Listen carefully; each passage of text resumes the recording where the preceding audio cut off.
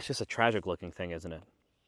Oh, hello. This is the new 2025 BMW M2, not that new, same thing as before, bit more power, a little bit of interior facelift, not a facelift. Either way, it's got me thinking, is the cheapest M car you could buy, 65 grand starting, actually the best one and the only one you should buy?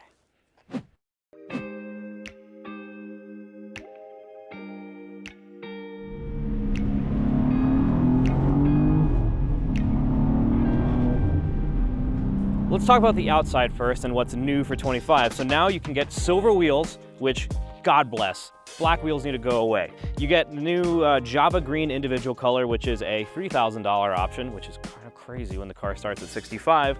Otherwise, same M2. They didn't change any of the body panels, anything. And I want to highlight just right here how good it looks. Wide. Look at this fender. Ah, that's excellent. But then you go to the front. Why is the bumper extended literally 3 inches just outward for no good reason? I just don't understand it. This concave doesn't quite match that one. This is bulbous and terrible. The fender does not look as wide as it is, even though it is really wide. If you like this, you need to have your eyes checked. While we're up here, let's look at the front tires. This is something I didn't mention in my M3 review because I wasn't sure if it was a unit issue or a car issue. Turns out I think it's a car issue. There's a really heavy tire wear on this, which I thought it was the M3's X-Drive, kind of like utilizing the front tires too much, but this is only a 2-wheel drive car and it's doing this outer wear. That is kind of a bummer for a high-performance vehicle. You're killing tires, which the inners have plenty of tread, no problem there. Really strange problem. Then there's the 3-liter twin-turbo inline-6 S58. There's actually some interesting facts here about the manual versus the automatic. It makes less torque, but for a good cause. This makes 406 pound-feet versus the automatic's 442, which sounds like a lot less because it is. You feel a lot less power, but it's in the name of peak power. This makes peak horsepower at about 6130 RPM, where the auto does about 5600. So it feels nicer to drive. You have to rev it harder. You have to be more involved in the experience of driving it, which I really enjoy. I think it's actually a positive thing for this car, and it makes it a bit more stable, a bit less playful. It's kind of a different flavor of the thing, even though it's the exact same inline-6. It's a great engine, and it sounds really nice. I'm a big fan of that change. Otherwise, same old thing, plenty of cooling, good for the track, reliable, powerful. And there's an extra 20 horsepower, which I forgot to mention, but now I'm over here.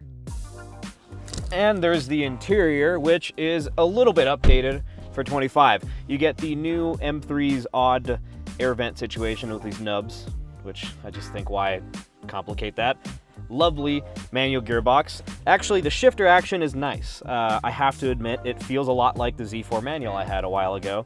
Kind of short for a BMW, still rubbery, still spongy, but overall, again, feels like an E92 M3 or something like that. I drive 8.5, which is lovely, works. Heads-up display, and you have the M carbon bucket seats, which are part of a $9,000 package with the carbon roof.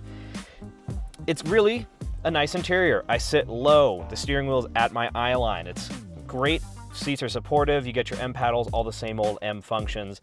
Clutch pedals long, all that stuff. You have these lovely bits of ambient lighting in the doors, these little M stripes, they light up at night, which I like, and there's configurable colors and everything.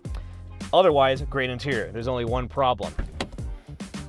As a short-legged, long-torsoed man, getting out of these bucket seats in my seating position is an absolute faff. Watch this. So if I try to get out normally,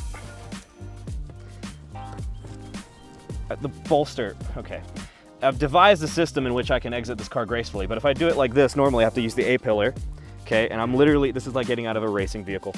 I do this. That's absurd. I can't just like step out of the thing.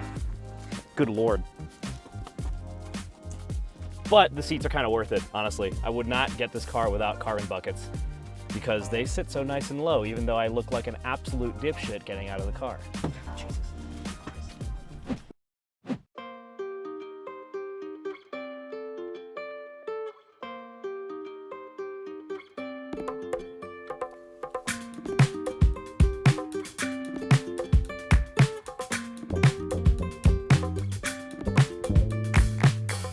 So your first question might be, is the manual any good? And you know what? Okay, looking at the spec sheet, it's down a bunch of torque. It's, you know, it's a BMW manual, so it's rubbery and the shifter's whatever, and the clutch is long and all these things. And I hate to report that the manual is just fine. The only other BMW manuals I've driven, the modern ones, are the G80 M3 and the Z4 manual, which I just drove a little while ago.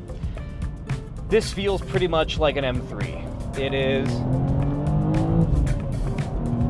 very easy. There's decent enough input weight matching, so the clutch is pretty much the same weight as the shifter, is the same weight as the steering. I feel like the shifter is actually surprisingly heavy. It's surprisingly clunky and chunky. It's very classic M car though, in that it's still very rubbery, but the throw is surprisingly short. It honestly feels kind of like the Z4's manual throw. Where it doesn't win, and where the Z4 does, is in terms of everything else. I think the S58 is not well suited to a manual transmission. You could feel it really drop boost quite aggressively in between shifts if you're not absolutely zinging it. You have to get really deep in the pedal to get a lot of power. There isn't this huge surge of torque early on like in the automatic cars or like in the Z4. And I think because of it, this car is a bit less of a hooligan. You could really feel the engine holding back in the mid-range. And when you go for throttle in the middle of a corner trying to do M2 activities, which is drifting, it doesn't really give it to you. And that leads me into the next thing, which is dynamics. Interesting mixed bag. It's quite good. I think you could feel the fundamental good of the short wheelbase. You could feel that it changes directions really nicely, surprisingly for its weight, which is, wait for it, 3,814 pounds. It pretty much is the same weight as an M3 rear-wheel drive, and it's not far behind an M3 Comp X drive. But I would be tricked into thinking this weighs as much as the old M2, which was the famous spiky one. That one weighed about 3,500 pounds. It's really lovely in the mid-corner. It is super stable. There's quite a lot of brake vectoring happening here, so the car is already doing a lot of the turning for me. So I can't really get the front end to load up more than it wants to. It just washes out. And on power, it doesn't really start turning either because the diff is very slow to respond. I can feel it. It's the M electronic diff. That's been in a bunch of cars. It's in the Supra, that kind of thing. It's a variation of that, where it can vary the diff locking electronically. What I'm feeling here is the car has a diff wide open on entry as I'm rolling off brake. I go for throttle, and there's this moment where the car pushes forward because the diff isn't locked, and then I feel the diff lock and the car goes boonk. What I'm experiencing here is a surprisingly non-playful M2. It's very stable. It's really easy. It's super benign. I'm sitting here absolutely ripping, and it's pretty much an executive shuttle to a fault. It's not like the old M2, and it's not like the old M2 Comp especially. The gear ratios are very different in the manual. It's interesting because the gear ratio is overall long, but the stack is very short. So first and second gear take a while. Top of third gear is felonious speeds. Yet at 80 in sixth gear, you're still cruising at like 3,000 RPM, but it's weird if you go say 90, 100, then you're only doing like 34, 3,500. It's a really tall sixth gear. It's just the RPM it actually sits at is really high. You get like 23 mpg, 22 mpg highway, which sucks. And in an automatic, you can clear like high 20s, low 30s really easy. So that's the big detriment to the manual, is that's actually a really big hit. The MPG is a little unacceptable for a car of this type. I know an M3 can do better MPGs, or even this car can do better MPGs with an 8-speed.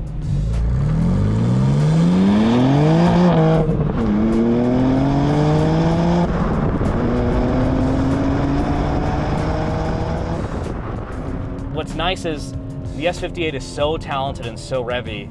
It's so rewarding to ring out and actually use with the manual. It feels like a baby M3 that turns a bit better, that has a bit nicer steering, just by virtue of the short wheelbase. Of course, the steering's still dead. As far as knowing what's going on, I honestly do get one little hint at the edge of understeer. The steering just lightens up a little bit.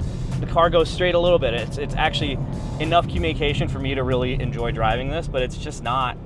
You drive BMW Elantra in these days and they have nice steering. It's kind of unacceptable that this still has poor steering.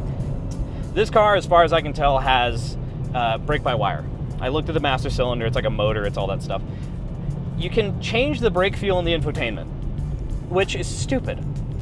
There's only one good brake feel. There isn't multiple good brake feels. Why would you? Anyways, comfort mode basically means the brakes don't work, but sport is the only way to drive it, and you just don't. It just feels like a sim pedal. There's absolutely zero sensation of the pad on the rotor. I don't have a great sense of like what I'm doing with the brakes, and like the more I dig in, the more it stops, but it just feels spongy and gross. The thing is, this isn't just a canyon car. This isn't just a weekend car. It's a multi-purpose vehicle. It's meant to be used every day. It's meant to be practical every day, and you know what? I enjoy driving this into canyons genuinely, And I also enjoy dailying this thing genuinely. It rides really nice. The dampers are well tuned.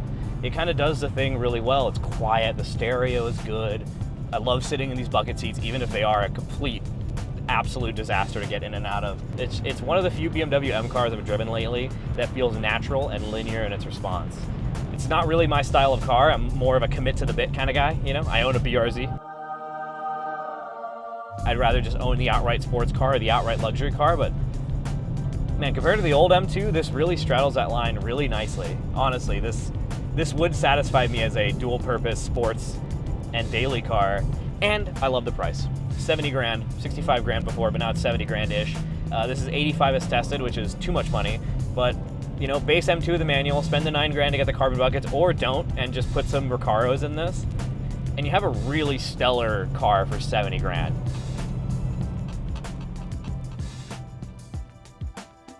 All right, the M2, let's...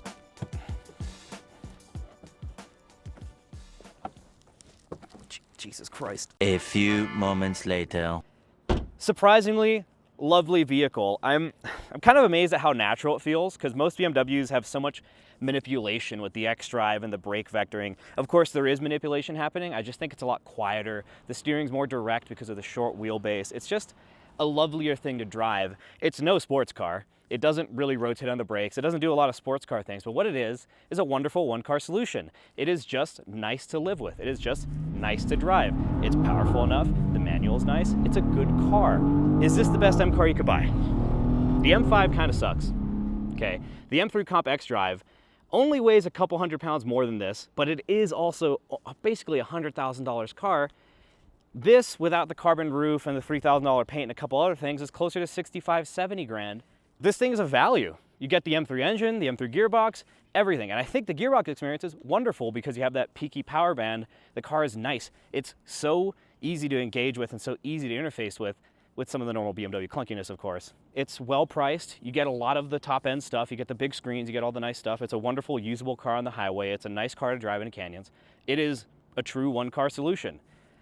And it's good enough at all the things that I won't tell you to go buy a BRZ if you want a sports car, and I won't tell you to go buy an M5 if you want a luxury car. It kind of does both things pretty well. This is the car a dude buys who's like asking the question is like, all right, should I buy an F-150 Raptor or an R53 Mini, or should I get a Miata and an F-250? It's that car. This is your answer. Stop asking questions on podcasts. Just buy one of these. It's a good car.